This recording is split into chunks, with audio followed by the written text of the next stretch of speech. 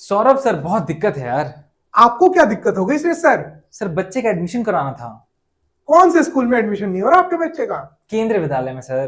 केंद्रीय विद्यालय में तो हो जाएगा जुगाड़ से। जुगाड़ है? एक्चुअली पूरे इंडिया में 1 से लेके 5th तक कोई भी एंट्रेंस टेस्ट नहीं ले सकता, इलीगल है, चाहे गवर्नमेंट स्कूल हो चाहे प्राइवेट स्कूल हो। अच्छा। तो सिर्फ लॉटरी बेसिस पे या प्रायोरिटी बेसिस में एडमिशन होता है। अब लॉटरी में नाम निकला कि निकाला गया, पूरा खेल वहीं पर है। तो आज के हम इस वीडियो में आपको बताएंगे केंद्र विद्यालय की सारी जानकारी, fees structure, seats, availability, admission process और बहुत सारे फैक्ट्स। और लास्ट में हम आपको बताएंगे कि क्या आपको यहां एडमिशन लेना चाहिए या नहीं।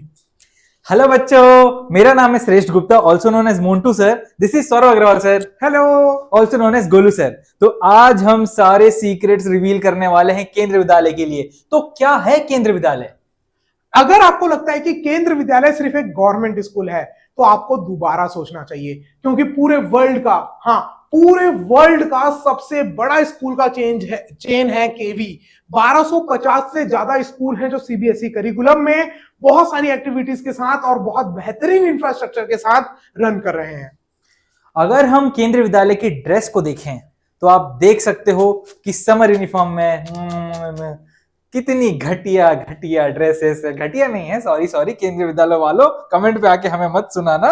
एक्चुअली सैनिक स्कूल जितना अच्छा नहीं लगा मुझे ड्रेस। हाँ, ये है कि अब सकली गंदी तुम्हारी, तो ड्रेस क्या पहना लें, कैसे ही दिखोगे।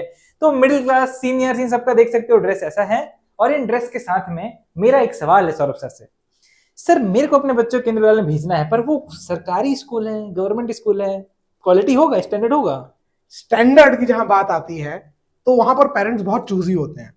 क्या होता है, कई जो रिच पेरेंट्स होते हैं उनको लगता है भाई कि हमारा जो बच्चा है उनका स्टैंडर्ड और उनके फ्रेंड्स का भी स्टैंडर्ड बहुत ऊंचा होना चाहिए। सर, मैं रिच नहीं हूं पर चूजी जरूर हूं।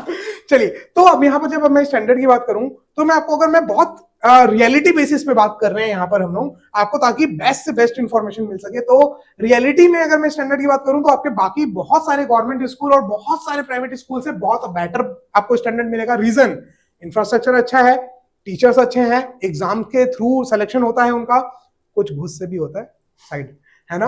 और अगर और एक्स्ट्रा बात करी जाए तो आपको वहां पर करिकुलम सीबीएसई फॉलो किया जाता है, तो स्टैंडर्ड आपको अच्छा मिलेगा। हाँ, बट कुछ ऐसा भी है कि फीस बहुत ज्यादा कम है, तो कुछ पेरेंट्स को इशू होता है कि भाई कैसा क्राउड होगा, तो वो आप थोड़ा सा देख सकते हैं, वो डिपेंड करता है। हर 1200 स्कूल है केंद्र विद्यालय में, यहाँ खड़े होके हर एक स्कूल का स्टैंडर्ड रिकमेंड नहीं कर सकते, तो आप वो देख सकते हैं 1 to 1 आप कौन से केंद्र विद्यालय में है। तो हाँ, स्टैंडर्ड आपको अच्छा मिलेगा, but not the top one. सैनिक, नवोदय या बहुत सारे प्राइवेट स्कूलों जैसा आपको नहीं मिलेगा। सैनिक, नवोदय गवर्नमेंट है, वो भी गवर्नमेंट है, लेकिन उनका स्टैंडर्ड मच बेटर है एज कंपेयर टू केंद्र विद्यालय। बट केंद्रीय विद्यालय में बच्चे को भेज सकते हैं। लास्ट में बताएंगे भेजना है कि नहीं। अगर हम एडमिशन की बात करें तो एडमिशन का जो प्रोसेस है वो रजिस्ट्रेशन आपका मार्च में स्टार्ट हो जाता है क्लास 1 के लिए, हर साल, ऑफलाइन एंड ऑनलाइन दोनों। तो टाइम का ध्यान रखिएगा, लास्ट डेट से एक दिन बाद भी आपको फॉर्म भरने नहीं दिया जाएगा। और एक बार क्लास 1 में एडमिशन हो गया तो याद रखिए उसके बाद एडमिशन मिलना बहुत मुश्किल होता है, क्योंकि सेकेंड क्लास से लेकर 12 तक एडमिशन तभी होगा जब सीट्स अवेलेबल होंगी। और अगर सीट्स अवेलेबल हैं तो एडमिशन लॉटरी बेस पे या फिर प्रायोरिटी बेस पे होगा। और वो प्रायोरिटी क्या है वो सौरभ सर अभी समझा देंगे आपको। साथ ही साथ में क्लास 9th में इंट्रेंस टेस्ट के थ्रू होगा और क्लास 11th में 10th के मार्क्स के बेसिस पे। अगर मैं आपको प्रायोरिटी बताऊं क्या है, तो पहली प्रायोरिटी होती है केंद्रीय विद्यालय की सेंट्रल गवर्नमेंट के जो एम्प्लॉइज हैं उनके बच्चों के लिए। सेकंड प्रायोरिटी होती है स्टेट गवर्नमेंट के एम्प्लॉइज के लिए, फिर बाकियों के लिए। और एक ही एज क्राइटेरिया है क्लास 1 के लिए, क्योंकि मेन एडमिशन क्लास 1 में होते हैं। तो क्लास 1 में अगर आप अपने बच्चे का एडमिशन करा रहे हैं तो 1 अप्रैल, जिस साल आप करा रहे हैं उसके 1 अप्रैल में आपका बच्चा 5 से 7 के बीच में होना चाहिए, और ये इंपॉर्टेंट क्राइटेरिया है। सर, यहाँ पर भी बेचारों के साथ अन्याय हो गया, प्राइवेट वालों के साथ। अन्याय है सर। गवर्नमेंट जॉब में सिक्योरिटी, पैसा, सब कुछ है, इज्जत है, और फीस भी कम देनी है।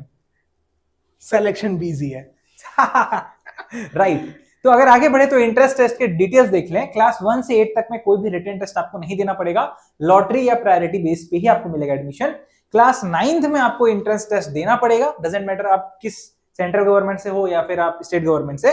और जो रिटन टेस्ट होगा उसमें सब्जेक्ट्स होंगे Hindi, English, math, science and social science. और क्लास 11th में आपको एडमिशन के लिए क्लास 10th के बोर्ड्स में मार्क्स लाना पड़ेगा। हालांकि मैं और सौरभ सर दोनों यही बोलते हैं कि marks does not matter, but here it matters.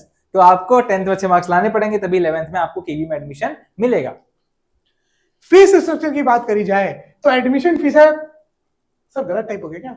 नहीं 25 रुपए, गलत टाइप नहीं हुआ है, बहुत ही कम है एडमिशन फीस, मात्र 25 रुपए। लेकिन इससे भी कम है सैनिक स्कूल का हमारा पूरा कोर्स की फीस, जो कि है 1 रुपए। 1 रुपए में आपको पूरा प्रीमियम कोर्स मिलेगा मॉड्यूल के साथ, ऐप में क्लासेस पूरी, मैथ्स, इंग्लिश, जीके, जीएस और आईक्यू सब कुछ की। बट अपन वापस आ जाते हैं फीस स्ट्रक्चर में।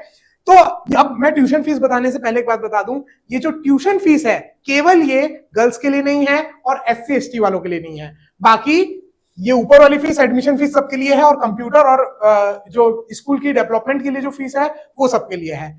लगभग फीस कितनी है? 9th और 10th के बच्चों के लिए, बॉयज के लिए 2000 रुपए है साल भर की। 11th-12th कॉमर्स वालों के लिए 3000 रुपए मात्र है साल भर की। 11th-12th साइंस वालों के लिए 4000 रुपए है साल भर की। उसके अलावा 5000 रुपए स्कूल के डेवलपमेंट के लिए फीस है, ये सबके लिए है। और लगभग 1000 से 1500 रुपए आपके कंप्यूटर की फीस है, जो हर बच्चे को देनी होती है।